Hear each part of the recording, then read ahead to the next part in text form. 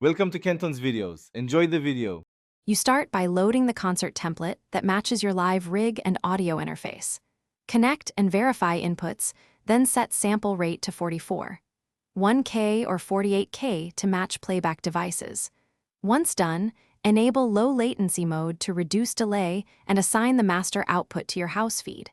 Make sure channel strips are labeled for quick recall. Now create one patch per song section, so switching on stage is immediate and predictable without hunting menus. Now focus on channel strips. Build instrument, audio, and auxiliary strips with only needed plugins to conserve CPU. Insert amp sims or synths, route sends to reverb and delay auxes, and trim input gain on audio strips.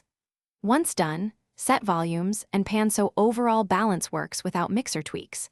Assign MIDI controllers to parameters and lock MIDI input to the correct device. Test each strip live with headphones and a patch change to validate continuity, and finish by arranging patches into a setlist, adding crossfade or transition times for smooth song changes.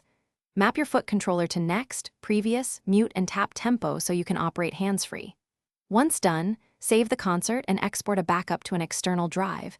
Enable Mainstage auto backups as insurance. Finally, monitor the CPU meter during a run-through and freeze or simplify plugins if it peaks. Troubleshooting tip: if audio drops, check buffer size, CPU, and USB/Thunderbolt connections first. Thanks for watching. Consider subscribing if we helped you.